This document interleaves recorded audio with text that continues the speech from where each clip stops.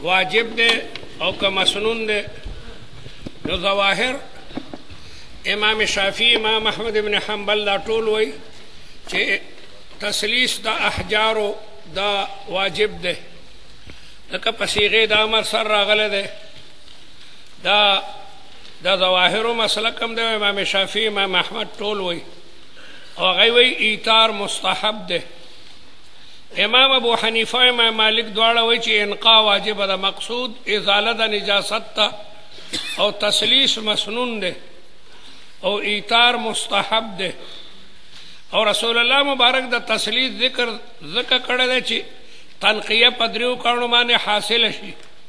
تنقیه په دریو کارونو باندې حاصله شي که چېرته یو سړی داسې وي چې د هغه غایت رقیقي او د مقعد مورګې ټولې ګنده وي، نو بیا د دریو نه زیات کاڼي به م استعمالوي، 5 اووه ځای دی پورې دا. نو اکثر حالاتو کې تنقیه په دریو کارونو باندې وشي. نو که یو سړی داسې وي چې د هغه غایت انتهایی نرمی او د مقعد چاپیره مورګې خرابې وي، د بیا 3 کاڼي نه کافي کېږي. اکثرو حالاتو کې چونکې 3 کاڼي کافي شي، نو رسول الله الاکثر الاغلب، نو دی وجه نه رسول الله د 3 کاڼو ذکر وکړو. ځکه د ابن ماجی او د ابو داود او دار قطنی او د مستدرک روایت ته چې ابو هریره راوی دی، من استجمر فلیوتر من فعل فقد احسن ومن لا فلا حرج. نو معلومیږي دا چې ایثار کو خو ښه ده او کوي نم کو پروا نشته. نو ایثار کې اختیار دی، نو تسلیس هم ایثار دی کنه. پیغمبر علیہ السلام وی فلیوتر وتر استعمال کا. نو که چا دا وتر استعمال کل نو ٹھیک تا، ورنه حرج نشته. هغوی وی دلته کې خو د ایثار ټکی دی او دلته کې خو د تسلیس ټکی نه ده. موږ وایو سلب الاعم یستلزم سلب الاخص، چې ایثار نی تسلیس به خود نی، تسلیس خاص دی او ایثار عام دی. یوم وتر دی، 5 وتر دی، 9 وتر دی. هر شی چې منقسم کیږي نه په 2 باندې علی السویه، هغې ته وتر وی. هذا العدد اما یکون زوجا و فردا، کم عدد چې په 2 پوره تقسیمیږي هغه شفعه ده، او چې نه تقسیمیږي هغې ته وتر وی. او فرد ورته وی هذا العدد اما یکون زوجا او فردا. نو 3 5 و دا ټول ایثار دی. رسول الله د ایثار باره کې فرمایي چې من فعل فقد احسن ومن لا فلا حرج. نو چې ایثار نی نو تسلیس پم نی. سلب العام یستلزم سلب الاخص، چې حیوان نی انسان به هرگز نی. یو دی که حیوان نشته نو انسان به خود نی وي، انسان به نی وي، حیوان به وي. حمار او فرس او ګډه بیده دا ټول حیوانات نه دي. نو سلب الاخص لا یستلزم سلب العام، واما سلب العام فیستلزم سلب الاخص. پیغمبر علیہ السلام وی چې من استجمر فلیوتر، استجمار چې که کاڼي چې استعمالی نو وتر استعمال کا. او ومن لا، او که چا ایثار ونکړو فلا حرج. نو سلب الایثار یستلزم سلب التسلیس. نو معلومیږي تسلیس هم ضروري نه دی. تسلیس ضروري نه ده، ځکه ایثار ضروري نه دی، نو تسلیس د هغې په ضمن کې رالو. ایثار عام دی، نو چې ایثار نی نو تسلیس به د کم دی نه وي. نو دی وجه نه امام ابو حنیفه رحمت الله علیه په دې روایت استدلال کوي چې دا تسلیس مسنون دی، دا واجب نه دی، ورنه تعارض بین الروایتین به راشي، او تعارض بین الروایتین نشته. ځکه دا د رسول الله کلام دی. ولو کان من عند غیر الله لوجدوا فیه اختلافا کثیرا. دا الله تعالی په کلام کې او د رسول الله په احادیثو کې هېڅ تعارض نشته. بظاهر طالب ته تعارض ښکاري، لیکن چې وی ګورو نو هغه تعارض نه وي. دغې وجه نه اکثر محدثین بین الحدیثین المتعارضین د تطبیق کوشش کوي. نو معلومه دا شو چې د تسلیس دغه خبره دا چې کوم ده نو د سنتیت دپاره ده او د وجوب دپاره نه ده. او بل حدیث دار قطنی د حضرت عائشہ نه نقل کوي چې رسول الله مبارک فرمایي چې اذا ذهب احدکم الى الغایة، یو سړی چې لوی او د سماتې ته ځي نو فلیذهب معه بثلاثة احجار، ځان سره درې کاڼي وړه یستطیب بهن چې په دې ځان پاک کی فإنها تجزئ عنه دا درې به کافي شي دا درې به که کافي نه شي نو پنځه اووه استعمال که بیا زیده ته به کتی شي نو د تجزئو ټکه په دې باندې دلالت کوي چې مقصود تنقیه ده مقصوده تنقیه ده او اکثر په دریو کاڼو باندې تنقیه راځي او للاکثر حکم الکل او دارنګه بل روایت ته طبرانی ده هغه د ابو ایوب انصاری ده اذا تغوط احدکم یو سړی چې لوی او دسمات کوي فلیمسح بثلاثه احجار فإن ذلك کافیه دا ورته پوره شي نو معلومیږي دا حکم علی العام والاغلب ده چې اغلب په دریو کاڼو باندې سوترواله راځي او بل راتلونکي باب کې د ابن مسعود روایت ده رسول الله مبارک ورته ما ته کاڼي راړه معلومیږي کاڼي نو د کاڼو په علاقه کې چارم ضرورت نی پدې میرا کې یو طالب زی طالب بل طالب ته ما ته کاڼي ګورو د خدای انصاف دار سمره کاڼي ټرک ته ډکه کاڼي راړه کاڼي کم دې چې کین حالت کاڼي دي چرته چې کین است کم کاڼي دي خوخي غونډي باندې او د سره کې ک پتیر باندې سمره کاڼي دي وخت پټو کو باندې پخټو کو خدا کاڼو باران شوی سمره کاڼي دي پکاري معلومیږي دا غده د شګو نو د شګو په علاقه کې کاڼي نیوي نو ځکه ابن حجر تامر کچھ کاڼي راړو هغه غریب هم تلاش کړي ده صرف دو کاڼي بیا مون ته بل خشنو هغه امراړو کې دیشي اوچ خشرمانم تنقیه او ازاله د نجاست را دي رسول الله مبارک هغه ورډولو هغه رسول الله په دو کاڼو باندې چکم دنو تنقیه را واستي دا نو معلومیږي دا چې تسلیس دا واجب نه ده دا مخکنه باب وګورئ الاستنجاء بالحجاره په کاڼو باندې استنجا ځکه په دې سره تنقیه راشي که یو سړی صرف په کاڼو باندې استنجا وکړي او د دې یقیني چې ازاله د نجاست په کاڼو باندې رااله نو په اوبو باندې استنجا د لپاره ضروري نه ده د مدینې خلکو به اکتفا د استنجا بالاحجار کوله د قبا خلک داسې وو چې اودسماتې نه پس په ځان په لوټه یا په کاڼي ستره کو بیا به په اوبو باندې استنجا وکړه نو د هغې باره کې قرآني آیت راغی فیه رجال د قبا په دې جومات کې داسې خوش قسمته سړي دي یحبون ان یتطهروا هغې محبوبه ګڼي چې ځان ښه پاک کړي باب تطهر کې مبالغه ده او والله یحب المطهرین رسول الله د هغې نه تپوس وکړو چې او د قبا خلکو الله ستاسو تعریف ولې کوي ډېره جمګه خو اول استنجا بالاحجار وکړو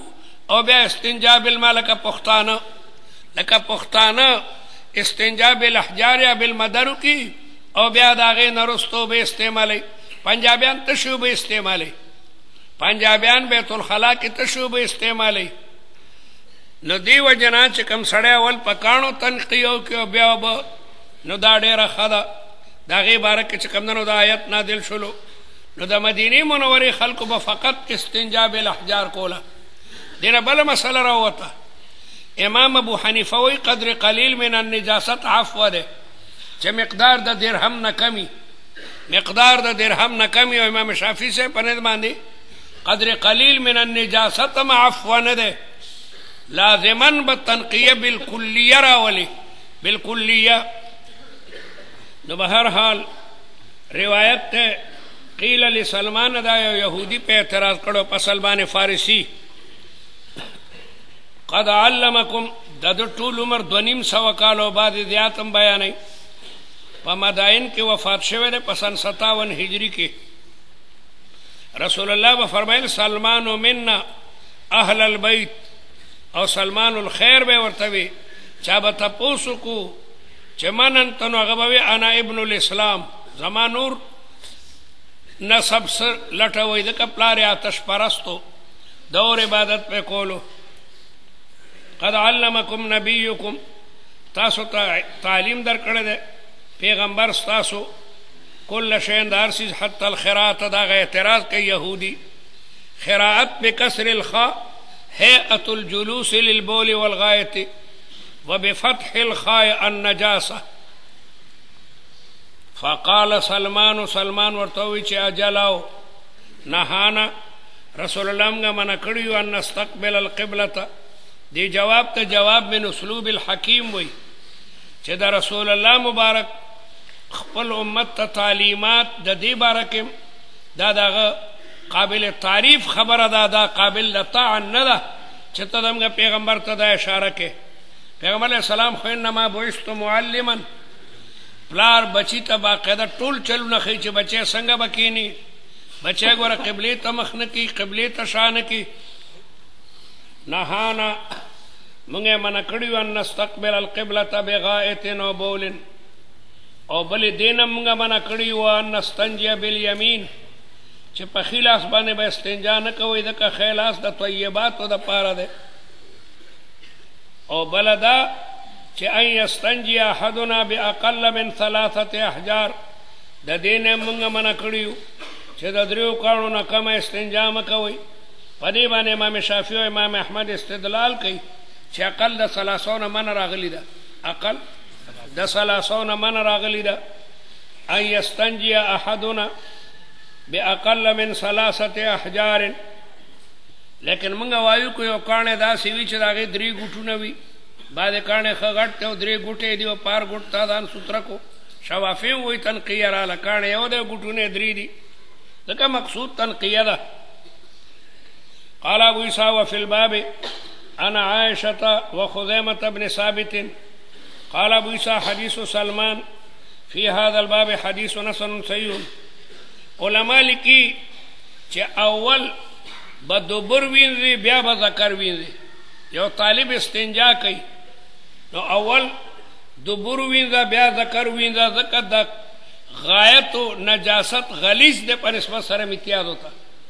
امتیاز دومره غلیظ نه دي لکه چې قاذورات. او بل دا چې مقد اول وینځي نو د دې د وجه نه د ذکر نه که ساس کې ماس کا غم اوزي، دا علاج دی. دبر چې سړی وینځي نو که ذکر کې ساس کې ماس کې پاتې هغه به مخکې تو غورځېږي علاجن. لیکن شوافی وی چې د دبر تنقیه په استجمار کې پکار د پکانو اول دبر سوتره کا او په اوبو اول ذکر سوتره کا. هغه دا وی هغه وی چې استنجا بالاحجار و اول دبر سوتره کا او قبل ما و اول ذکر. وعلى كل حال او د حنابلو بالقول له هغه وی سړی یا باکره خدا هغه به اول قبول وینځي، یعنی سړی به ذکر او خدا به فرج او سیبه هغه به دواړه وینځي. پورا دې کې علماء پورا چکمدنو تفصیلات کوي. وفي الباب انس وخزيمة بن ثابت وجابر وخلاد بن صائب عن ابيه. لیکن بعض صوفیان لازمه غني چې پلوټه بدن سوتره کې او بیا ځکه باندې بیت الخلاګان کې لوټي نقصانی وي، کم چې فلش سیستم دی فلش نو بعد طالبان هغه کوم کہانی لاندې وګورځي هغه بیا ماته یې بیا دومره صوفي توب مکوه. د اوبونه ښه شی څه دی چې یو دی کې لوټه نه وي او لوټه استعمالولی نه چي، خو د اوبونه پاک شی څه دی بیا.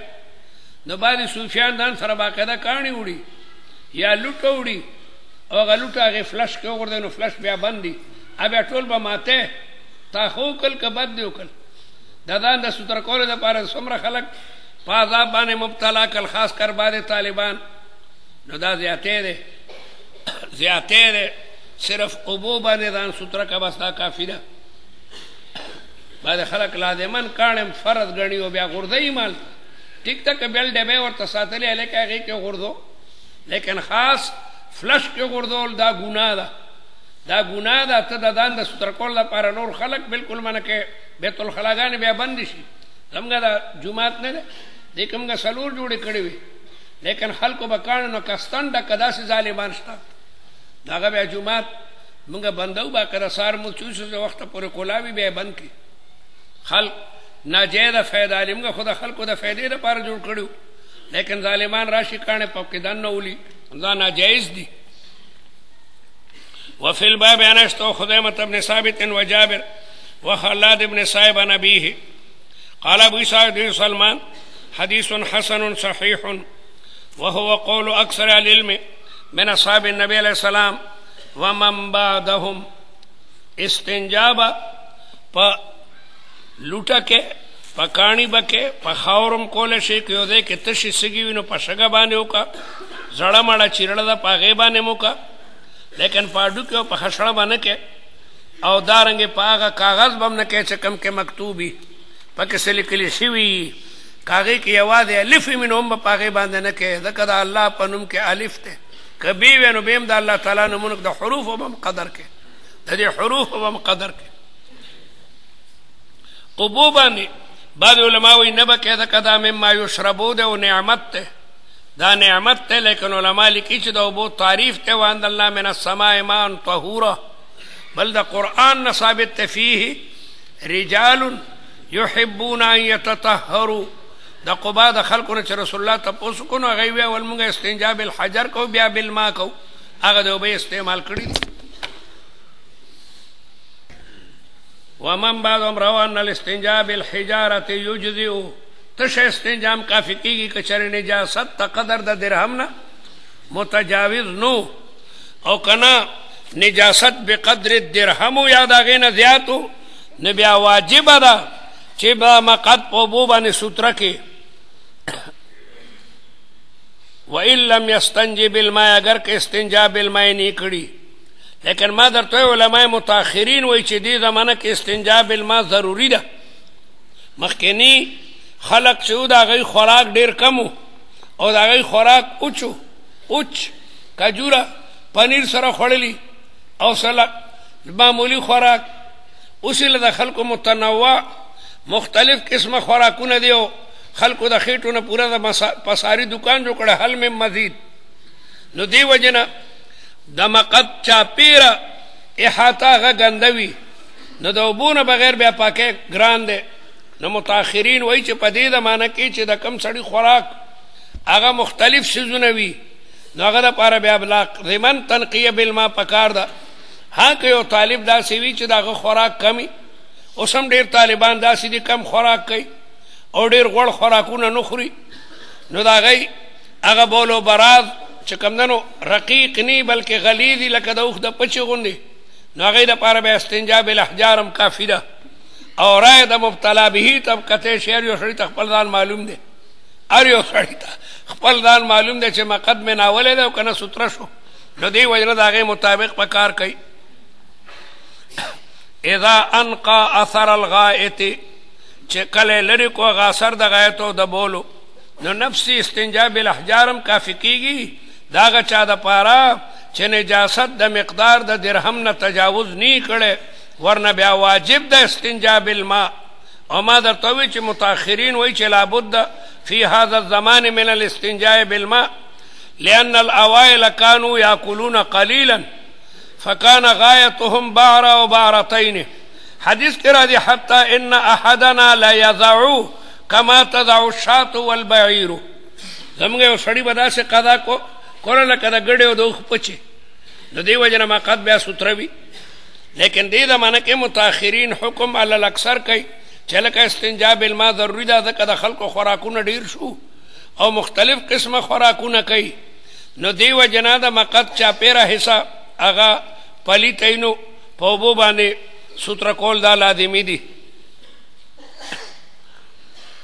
باب ما جاء في الاستنجاء بالحجرين وبه قال حدثنا حناد وقتيبة قال حدثنا وكيع عن إسرائيل عن أبي إسحاق عن أبي عبيدة دا یو بله مسله ده چې استنجا بالاحجار فرض ده او که سنت ده استنجا بالاحجار فرض ده او که سنت ده نو جمهور وایي فرض ده ځکه هغوی په دې استدلال کوي فلیذهب بثلاثة احجار یو سړی چې نو درې کاڼي بدن سره وړي او موږ وایو نه استنجا بالاحجار مسنونه ده د حدیث د وجې نه ځکه فرضیت ثابتېږي په دلیل قطعي سره او چې دلالت هم د هغې دلیل په خپله معنا باندې قطعي وي فرضیت دپاره پکار ده چې دلیل قطعي وي او بیا دلالت د هغې الفاظو په معنا باندې قطعي وي نو د دلایل قطعیونه د استنجا بالاحجار ثبوت نشته او دا حدیث خبر واحد ده احناف استدلال کوي په آیت د وضو باندې یا ایها الذین آمنوا اذا قمتم الى الصلاة فاغسلوا وجوهکم وایدیکم الى المرافق. بدې کې د استنجا ذکر نشته. الله تعالی دا اودس طریقه بیانوي، نو هغې کې د استنجا بالاحجار ذکر شته نه. او دارنګې بل آیت کې راځي او جاء احد منکم من الغائط، او جاء یو سړی د کندې نه راغلی وي، او څنګه دی او جاء احد من او لامستم النساء فلم تجدوا ماء فتیمموا صعیدا طیبا. کم د استنجا کم د استنجا ذکر نشته. یو سړی د صحرا نه راغی اوبه نه دارد، تیمم کافی شو، استنجا وړو شوي نه ده. نو په آیت ته وضو کې هم د استنجا ذکر نشته، او په آیت ته تیمم کې هم د استنجا ذکر نشته ده. نو دی وجې نه امام ابو حنیفه رحمت الله علیه استنجا بالاحجار مسنونه ګڼي، او جمهور قیاس کوي په نورو اندامونو باندې. هغه وی لکه څنګه چې د نورو اندامونو ویندل د نجاست نه ضروري دي، نو دارنګې د ذکر او د دبر ویندل هم ضروري دي. موږ وایو دا ستاسو قیاس مع الفارق ته، قیاس مع الفارق ته. ځکه تاسو اعتراف کوئ چې سبیلینو دپاره حجر کافي دی. سبیلینو دپاره جمهور هم حجر کافي مني، نو نورو اندامونو دپاره حجر کافي دی. هغه په هغې باندې قیاس مه کوه، خو قیاس مع الفارق ته. وعلى کل حال زموږ په نظر باندې استنجا بالاحجار مسنونه ده، ځکه چې په آیت ته وضو کې د استنجا ذکر نشته، او په آیت ته تیمم کې هم نشته. او جاء احد منکم من الغایط او لامستم النساء فلم تجدوا ماء فتیمموا صعیدا فاستنجوا. استنجا کوي، بیا د هغې نه وروستو ضربتین کوئ. باب ما جاء في الاستنجاء بالحجرين. وبه قال حدثنا هناد وقتيبة قال حدثنا وكيع عن إسرائيل عن أبي إسحاق عن أبي عبيدة عن عبد الله چې مطلقا ذکر شي هغې نه مراد عبد الله ابن مسعودي. دا یاد لرئ. حسن چې په سند کې راشي مراد ته حسن بصري وي، محمد چې په سند کې راشي مراد ته محمد ابن سیرینی، حناد چې راشي حناد ابن السری وي، وکیع چې مطلق راشي وکیع ابن الجراحي. ذکر لأن الشيء إذا أطلق فيراد منه الفرد الكامل. عبادله بلا دی عبد الله ابن عباس ته، عبد الله ابن جابر دی، عبد الله ابن عمرو ابن العاص ته. بلا عبادله دی پټولو کې لوی عبد الله هغه عبد الله ابن مسعود دی، ځکه دا سادس المسلمین دی. دنه مخکې پنځه تنه مسلمانان شوي، شپږم نمبر کې عبد الله ابن مسعود مسلمان شوی دی. او وایي چې كنت غلاما یافعا.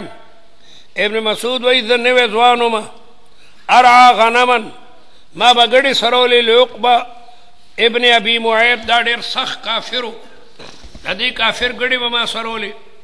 یو ځل رسول الله مبارک او ابو بکر تېرېدو، ما ګډې سرولې.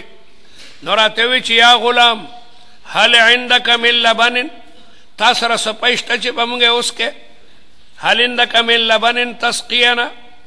ما ورته انی مؤتمن، زه خو نوکر او غلام یم، زه خو د دې ګوډو پی تاسو ته نشم درکولی. پیغمبر علیه السلام ورته ویل ستا ګوډو کې داسې ګډه نشته چې هغه لنګه نه وي او بلار به هم نه وي، او چه نشته وي جي بلا دي. نو رسول الله مبارک ته مې یو ګډه راوسته یا بیزا چې هغه نه لنګه وه نه بلار به وه. رسول الله پې څه ووي، او بیا یې د هغې نه پی ولوشل، او ما ته هم راکړل چې واله وسکه. خپله یې مسکل ابوبکر. بیا ما ورته جي دا دم خو ما ته مو ښیه، دا خو عجیبه دم دی چې سړی پوچه بیزه باندې ووي او د هغې نه بلا پی وځي. نو رسول الله مبارک ورته وفرمایل انک غلام معلم، تا ته به الله علم درکوي. نو ده بیا اسلام راوړو چې د رسول الله دا معجزه وکتله. اسلام یې راوړو، د قرآن مجید صحیح صحیح یاده که، او راغی د خانه کعبې خوا کې سوره رحمان شروع کو. الرحمن علم الکافران پې راجم شو، ویې والو چې تامله دا کتاب چې کوم دنه لګیا دی په خپله ژبه وی، ډېرې ووالو. نو دا د عقبه ابن ابي معيط ګډې به د سرولې، او دی بیا اسلام راړي. او ډومبنی سړی دی چې د خانه کعبې په خوا کې جهر بالقراءت کو، په زوره باندې قرآن مجید هغې ته واورولو. او د دومره زبردست قاریو او خوش آواز او رسول الله مبارک په فرمایل چې سو غواړي چې قرآن واوري چې لکه نن نازلیږي نو هغه د قرات اوري. خپل ورته رسول الله مبارک ویلو چې را قرآن مجید وایا د ورته د څنګه وایم وعلیک انزل پتا خو قرآن مجید نازل له رسول الله و نه چې د بل نه اورم ما ته خوند را کوي. نو ابن مسعود قرات شروع کړلو او بیا سوره نساء وی تر دې چې دې آیت ته رسیدو فکیف اذا جئنا من كل امه بشهید وجئنا بك على هؤلاء شهيدا. وی قتل رسول الله جړل وی بس کدمره کافی ده. رسول الله مبارک د عبد الله ابن مسعود دخلینا قرآن اوري او دې آیت ته چې رسول الله د سترګو نوخ کې بهيږي وی بس کا. نو ډیر لوی جلیل القدر صحابي ده. حضرت عمر بوي لقد مولیا ابن مسعود فقها. ابن مسعود د فقه نه ډکته د فقه نه ابن مسعود دا ډکته. ابو موسی شریبه وی لا تسألون عن شيء ما دام هذا الحبر فيكم. ابن مسعود سره موجود موږ نه بیا تاسو مکوئ. ابن مسعود او هغه موجود او تاسو را دی د موږ نه تاسو نه کوئ. حضرت عمر رضی الله تعالی عنہ په خپل زمانہ کې کوفی ته عبد الله بن مسعود او عمار لګلو. عمار گورنر کو ابن مسعود مفتی کو او د کوفی خلکو ته ما ایثار کو زه په خپل دې دواړو ته محتاج یم خو تاسو ته مې ترجیح درکړله.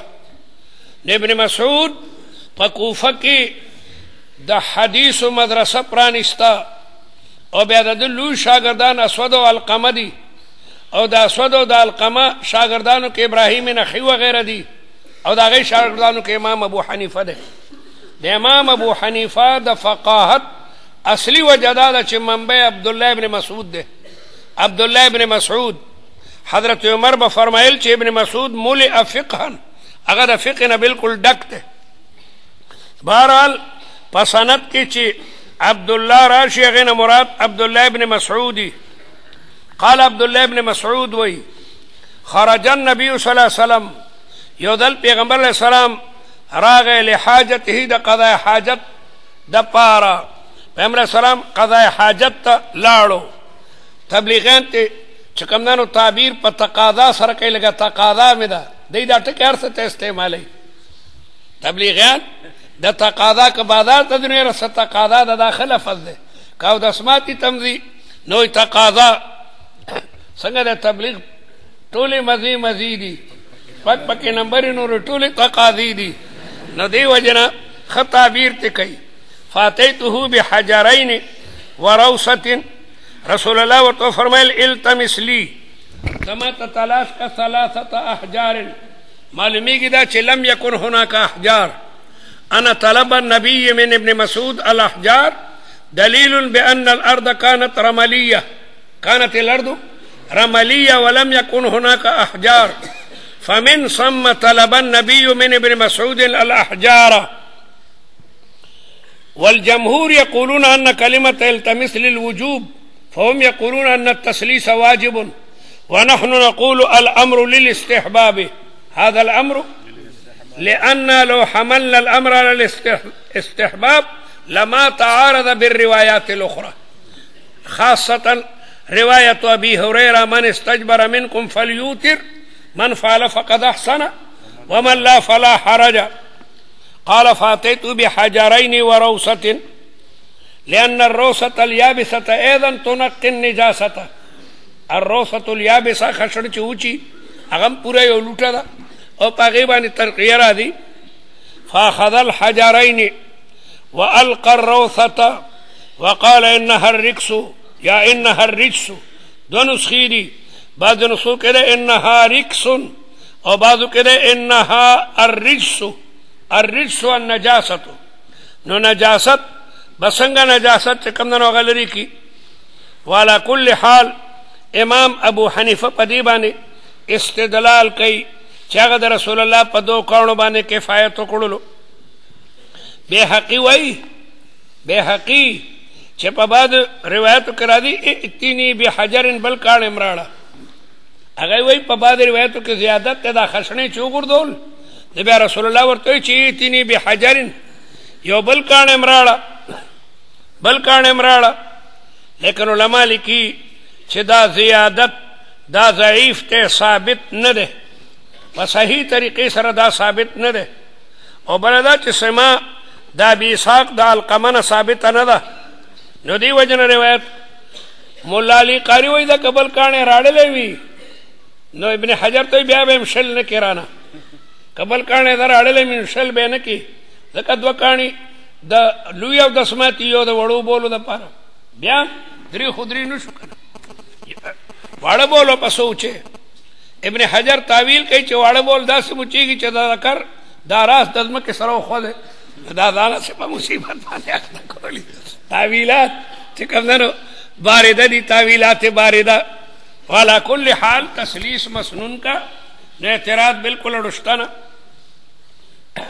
قال ابو عيسى وهكذا روى قيس بن الربيع هذا الحديث عن ابي اسحاق عن ابي عبيده عن عبد الله نحو حديث اسرائيل وروى معمر وعمار بن زريق دا مخکنه عبارت تر اخره پوری امام ترمذی پدې کې د درو استراباتو درته ذکر کړي دا مخکنه عبارت کې د امام ترمذی مقصد دا ده چې پدې سند کې درې استراب دي پدې خو اتفاق ته چې مدار د سند ابو اسحاق سبیعی ده مدار د سند او د ابو اسحاق سبیعی شپږ شاګردان دي د اسحاق سبیعی شپږ شاګردان دي یو اسرائیل لے بل قیس دے بل معمر دے بل عمار دے بل زہیر دے بل زکریا دے مدار دا سند ابو اسحاق سبیعی دے دا ابو اسحاق سبیعی شپږ شاگردان دی اسرائیل او قیس او معمر او عمار او زہیر او زکریا دا یو استراب یعنی شپږ شاګردان شو لومبنه استراب داده چې د ابي اسحاق د ابو اسحاق سبیعی او د صحابي چې ابن مسعود ده د په مېز کې یو واسطه ده او دوه واسطې دي دا لومبنه استراب ده په مابین د ابو اسحاق سبیعی کې او صحابي چې ابن مسعود ده د دې په مېز کې یو واسطه ده او دوه واسطې دي پوهیږئ نو زهیر و زکریا ہوئی چھے دو واسطی دی دو واسطی دی عبدالرحمن ابن الاسود ان ابی ہے عبدالرحمن او بل دا عبدالرحمن پلار چھے اسود دے اوئی دا دو واسطی دی عبدالرحمن دا روایت دا پلار نہ کئی او پلار دا ابن مسعود نہ کئی دا ابن مسعود دو گھٹ شاگردان دی اسود او القمہ نو دا دو شاگردانی چکم دی اگئی وی پا مابین دا ابو اسحاق کی او په مابین د صحابي کې دوه واسطې دي هغه یو عبدالرحمن ابن الاسود ده او بل ابیه ده دغه پلار چې اسود ده او هغه نور چې کوم دي نور سلور دي سلور وای چې نه یو واسطه ده په مابین د ابو اسحاق سبیعی او د صحابي مېز کې یو واسطه ده لیکن هغه خپل کور کې مختلف دي چې هغه واسطه ده څوک او واسطه څوک ده نو اسرائیل او قیس هغه وی هغه واسطه ابو عبیده ده هغه واسطه ابو عبیده ده او معمر او عمار وی چې نه واسطه هغه القمه ده څه ده القمه نو به هر حال دا استرابات ګوري عبارت ته وروا معمر وعمار ابن رزيق عن ابي اسحاق عن علقمه عن عبد الله معمر و عمار دواړه وایي چې د ابو اسحاق او د عبد الله مینس کې یو واسطه ده چې هغه علقمه ده پوه شوئ دا دواړه علقمه ښیي وروا زهیر عن ابي اسحاق عن عبد الرحمن ابن الاسود عن ابيه الاسود عن عبد الله نو زهیر څو واسطې مني دو واسطې مني او وروا زكريا ابن ابي زايده عن ابي اسحاق عن عبد الرحمن ابن يزيد عن الاسود ابن يزيد دیم دو منی لیکن بیا په دویمه واسطه کې اختلاف راغله ده وهذا حديث فيه استراب قال ابو عيسى سالت عبدالله ابن عبدالرحمن امام ترمذی وی ما د خپل استاد عبدالرحمن عبدالله دارمی نه تپوس کو سنن دارمی مشهور کتاب د دارمی او دا د امام ترمذی استاد ده او امام ترمذی دفع د استراب کوي چې په دې سند کې چې دا دومره ګډوډ ده نو ما د خپل استاد عبدالله ابن عبدالرحمن دارمی نه دا عبدالله ابن عبدالرحمن دا دارمی ده دا باقاعده سنن موجود ده سنن دارمی ما ورته ای الروایت فی هذا عن ابي اسحاق صح دا ابو اسحاق خوشپک شاگردان دي پدې کې کم سند اصح ده فلم يقضي فيه بشيء دارمی راته جواب را نکړش دارمی یاره پویګه منه چې کم اصح خ خلقو چوشه بنو معلوم چپ پشو وسالت محمدن عن هذا بیا ما د امام بخاری نه تپوس کو چې دا ابو اسحاق سبی خو مانش پک شاگردان دي څوک دو واسطه بیانې څوک یو واسطه بیانې کم پکې خسانت ده فلم يقضي فيه بشيء امام بخاری سے فیصلہ نکړې شو وکأنه ها امام بخاری په خپل کتاب کې د زهیر په سند دا حدیث را معلومی کی د زهیر روایت ته ترجیح ورکړي من صنيع البخاري يظهر بأنه يرجح سند زهير لأنه أورد البخاري في صحيح رواية زهير ما ته جواب را نکو لیکن داغه کتاب ته چې ما وکتل امام بخاری په خپل کتاب کې د زهیر روایت را نقل کړی دی وکأنه یعنی د امام بخاری طرز عمل نه دا معلومیږي طرز عمل نه چې را حدیث زهیر عن زکریا څنګه ده زهير عن ابي اسحاق عن عبد الرحمن بن الاسود عن ابيه عن عبد الله اشبه گویا هغه د زهير سند راړي او دا ثابتای چې په مابین د ابو اسحاق کې دوه واسطې دي لومبنۍ واسطه عبدالرحمن ده او دویمه اسود ده عبدالرحمن د خپل پلان نه دا روایت کوي ووضعه في كتابه الجامع خپل صحیح بخاری کې هغه د ابو اسحاق په شاګردانو کې د زهیر روایت راړل ده ما ته خو هغه نکو لیکن يظهر من صنيعه في صحيح حيث هو اورد فيه هذه الروايه بسند زهير دا د خبرې دلیل دی چې د زهیر سند ته ترجیح ورکړي د زهیر سند ته ترجیح ورکړي پوه شوي کنه او واصح شيء اس امام ترمذی په خپل استاد رد کوي چې د ما د استاد خبره مضبوطه نه ده د ما مضبوطه ده واصح شيء في هذا عندي حديث اسرائيل وقيس عن ابي اسحاق تاسو دی باب کې کوم سند سر کې ویلو وبي قال حدثنا هناد قال حدثنا وقتيبة قال حدثنا وكيع عن اسرائيل د چا روایت راغله د اسرائيل دغه ترجیح بیانې چې دا رد په خپل استاد امام بخاری باندې واصح شيء في هذا عندي حديث اسرائيل وقيس عن ابي اسحاق عن ابي عبيده عن عبد الله دی وی د ابو اسحاق سبيعي او د صحابي مت کې یو واسطه چې هغه ابو عبيده دی چې هغه ابو عبيده دی ولی ما ولې د اسرائيل روایت راړو او د امام بخاری رائے میں اغا عمل میں پریخو لأن اسرائیل ذکا اسرائیل اثبت و احفظ لحدیث ابی اسحاق اسرائیل چې د استاد نه کم سبق ویل مال استاد ځوانو نو د ځوانۍ په وخت کې چې یو شیخ عبارت بیانې هغه پوره قوي وي بوډاوالي کې بیا حافظه کمزوري شوي نو اسرائیل دا مضبوط ته او ډیر حافظه لرونکې ده د حدیث دی بیا صاحب د هغې پنځو واړو نه وتابعه او لا زیاتی پیدا چې قیس ابن ربیع ور سره شریک ته ایک نه شد دو شد یواد اسرائیل دا ابو اسحاق پر روایتو کې د ټولو نه مضبوط ته ځکه چې په ځوانۍ کې د هر څه چې کوم دنه ویلي دي او چې لا ور سره بلم یو دی شو متابعیم راغی وتابع ولا ذلك قیس ابن الربیع قیس ابن الربیع وی چې په مابین د ابي اسحاق سبيعي کې او د صحابي کې هغه ابو عبیده واسطه ده نو یک نہ شد دو شد، ایک ایک اور دو 11. وسمعت ابا موسیٰ محمد ابن المثنى، دا بلا خبر تائید دا پارا پیش کئی چما دا ابو موسیٰ اوریدلی دی، هغه وی ما دا عبدالرحمن ابن مهدی نه اوریدلی. عبدالرحمن ابن مهدی ډیر لوی محدث دی. هغه وی ما فاتنی الذي فاتنی، ما نه دی فوت شوی هغه روایتونه چې ما نه فوت شوی دي د سفیان ثوری.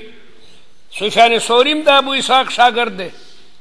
دی وی د ابو اسحاق روایات د سفیان نه نالم، دا ولی ځکه چې د اسرائیل روایات د سفیان نه مضبوط دي. سفیان غوندې لوی محدث هغه لګیا د عبدالرحمن ابن مهدی پریدي. عبدالرحمن ابن مهدی وی چې سفیان چې د ابو اسحاق سبینه کوم روایت کوي هغه د پریدم، ځکه چې د هغې مقابله کې اسرائیل موجود دی. اسرائیل سفیان نم زیات مضبوط دی. نو دې نه دا معلومه شوه چې د سفیان ثوري نم اسرائیل زیات قوي دی، ځکه عبدالرحمن ابن مهدی د سفیان ثوری په ذریعه چې کوم روایت د ابو اسحاق ته هغه نه راړي. وسمعت ابا موسى محمد بن المثنى يقول سمعت عبد الرحمن بن مهدي يقول عبدالرحمن بوي ما فاتني، ما نه دي فوت شوي الذي هغه روایتونه چې ما نه فوت شوي د حدیث د سفیان نه الا لما اتكلت به، ځکه ما اعتماد کړی دی په اسرائیل. نو د ابو اسحاق نه چې کوم روایت اسرائیل ذکر کوي هغه قوي دي، دا هغه روایت مقابله کې چې سفیان ته ذکر کوي. نو ما سفیان غوندې د لوی سړي روایت پرېښودل، نو معلومیږي دا چې اسرائیل قوي دی. لأنه كان یاتی به اتم، ځکه چې اسرائیل به د ابو اسحاق سبی روایتونه مکمل راړل، هغه ته نه په ځوانۍ کې اورېدلي دي. په ځوانۍ کې چې یو شی واوري هغه زیات مضبوطي. مخکې ما تاسو ته ویلي یو ځل طالبان ورل حضرت انس ته، حضرت انس ورته هغه اوږد حدیث ته شفاعت بیان کو چې د قیامت پر ورځ به چې نفسي نفسي وي، دا ټوله دنیا به آدم علیه السلام ته ورشي کتاب البشر د الله تعالی په دربار کې سوال وکړه چې خدای حساب کتاب شروع کی. ابراهیم علیه السلام وایي زه د دې مقام نیم، ورشئ نوح علیه السلام ته هغه به ابراهیم علیه السلام ته هغه به موسی علیه السلام ته یو بل ته ویلیږي. حضرت عیسی علیه السلام د دې مقام دپاره محمد مصطفی صلی الله علیه وسلم اوږد حدیث ته ده. نو شاګردانو چې دا حدیث واورېدو ویې راځئ هلکه حسن بصري ته یې واورو. حسن بصري هم د دی استاد راغلل. السلام علیکم یا رجیلن، خو حضرت انس یو نادر حدیث راته بیان کو، ډېر اوږد وی وایې وروئ. ای ورته هغه اوږد حدیث واورولو. وی مخکې وی موږ ته تر دې دی پورې ویلې ښه ما ته خو 20 کاله مخکې د روایت نه مخکې دا جملې ویلي دي، دا جملې ویلي دي. نو حسن بصري د انس نه په ځوانۍ کې روایت اورېدلي او بیا وروسته انس بوډا شوی دی، نو نوره جملې ورته بیان نه کړه. ځکه به چې څوک د مسلې دپاره حضرت انس ته رالل هغه به وایي سلو مولانا الحسن، زما د شاګرد ته به مولانا وي. الله اکبر. صحابو سړي تیارولو، په خپل ژوند کې به شاګردانو ته سړي لېږل چې د هغه نه تپوس کوي. کمال هم دغه دی. ګل باچا مولانا کې دا کمالو د تورو، الله دې په قبر رحمتونه نازل کړي. د جمعیت هغه جو دی ساتلو، هغه به دا واړه واړه طالبان مخکې کل تاسو تقریرونه کوي، اخر کې به خپل تقریر کوي. دا نور لیډران داسې نه کوي، لاړ شو نو ماته زر تقریر را کوي، دا ما کار دی او دا دی نه. هغه سړي جوړول، نو صحابو به سړي جوړول. انس وایي سلو مولانا الحسن، او بیا وی ځکه چې ما نه یې شوي دي هغه ته یاد دي. نو ما دا عرض کولو چې راوی وایي عبدالرحمن چې لوی محدث دی، چې د ابو اسحاق سبیعي باره کې چې کوم روایات سفیان بیانوي ما هغه پریښي دي، ځکه اسرائیل د هغه نه زیات قابل دی او په ځوانۍ کې ته روایات اورېدلي دي. نو امام ترمذي د خپل ځان دپاره چې کوم دی نو دا دلایل پیش کړل. سمعت عبدالرحمن ابن مهدی یقول ما فاتنی، ما نه دي فوت شوي هغه روایتونه چې فوت شوي چې هغه حدیث د سفیان ثوري د ابو اسحاق نه دی، الا مگر د دې د وجه نه لما اتکلت چې ما اعتماد کولو په اسرائیل باندې. لأنه کان یاتی به اتم، ځکه چې ده به په هغې باندې پوره کامل روایت بیانولو. قال ابو اسحاق وزهیر فی ابي اسحاق لیس بذاک، زهیر د ابو اسحاق پر روایتونو کې دومره مضبوط نه ده، منم چې نورو کې به مضبوطي، خو لیکن د ابو اسحاق پر روایتو کې دومره مضبوط نه ده. ولی؟ لأن سماعه منه بآخرة، ځکه چې زهیر د ابو اسحاق نه روایت بوډاوالي کې اورېدلی دي او دې وخت کې د ابو اسحاق حافظه بیا کمزوري شوي وه. نو دې وجې نه ما په خپل کتاب کې دا روایت هغه د اسرائیل په واسطه باندې راړو، د زهیر په واسطې باندې مې را نړلو. دا ګوره یادوئ، داسې عبارت پرچه کې راولي او دا ممتحنین ډېر ظالماني په طالب رحم نه کوي، دا عبارت پر تنقل کی درته وایي دې نه د امام ترمذي څه مطلب دی، ته به ورته بیان کې چې چونکې په سند کې پورا استرابات دي، ځکه د ابو اسحاق سبیع شپږ هغه شاگردان دي، بعض شاگردان په مابین د ابو اسحاق سبیعي او د صحابي کې یو واسطه بیانوي او بعض دوه، او چې دوه بیانوي هغه بیا خپل کور کې مختلف دي. او بیا په دې سند کې امام ترمذي د دارمینم تپوس کو، نو هغه ورته جواب ورنکو، امام بخاري ورته جواب ورنکو، لیکن امام بخاري په خپل کتاب کې دغه د ابو اسحاق سبیعي روایت د زهیر په سند راړلی دی. نو معلومیږي دا چې هغه د زهیر روایت ته ترجیح ورکوي، نو بیا امام ترمذي باندې اعتراض و چې د استاد تقلید دی، ولې نو کتاب هم دغه روایت راړلی، امام بخاري خو ستا استاد دی. نو د هغې باندې چې کوم دی نو رد وکړو چې نه، ما چې کوم روایت راړلی دا زیات قوي دی، دا زیات قوي دی، هغې دپاره دلایل باقاعده بیان کړ. ښه جي. سمعت احمد بن حنبل سمعت احمد بن الحسن يقول سمعت احمد بن حنبل يقول اذا سمعت الحديث عن زائدة، دا بل دلیل پیش کړي. امام احمد سوي هغه وایي چې یو حدیث د زائده او د زهیر نه والی، فلا تبالي، بیا پروا مه کوه، الله تسمعه من غیرهما، چې د بل نه بیا وانوري، الا حدیث ابي اسحاق نه. زهیر مضبوط دی لیکن ابو اسحاق کې نه، د زهیر روایت په پټو سترګو منه، لیکن چې د ابو اسحاقي بیا دا فتوا ورته نه درکوم، ځکه د ابو اسحاق کې کمزوری دی، د ابو اسحاق نه روایت بوډاوال دی، بیا بوډا شوی ابو اسحاق بوډاو. نو سمعت احمد بن الحسن يقول سمعت احمد بن حنبل يقول اذا سمعت الحديث عن زائدة وزهير فلا تبالي، پروا مه کوه، لا تسمعه من غيرهما الا حديث ابي اسحاق. وابو اسحاق اسمه عمرو بن عبد الله السبيعي الحمداني، وابو عبيدة بن عبد الله بن مسعود لم يسمع من ابيه. ابو عبیده چې د عبد الله بن مسعود زوی دی، هغه د پلار نه سما ثابت نه ده، او ولا يعرف اسمه، او نوم معلوم نه ده. علماء لیکي نوم معلوم دی، عامر نومو عامر. او ته چې دا وې چې د پلار نه سما ثابت نه ده، ثابت ده. د ابو عبیده عمر د عبد الله بن مسعود د وفات په وخت کې 7 کالو، د 7 کالو، او محدثین د تحمل د پاره 15 کاله کافی ګڼي. محدثین د تحمل حدیث د پاره 15 کاله کافی ګڼي.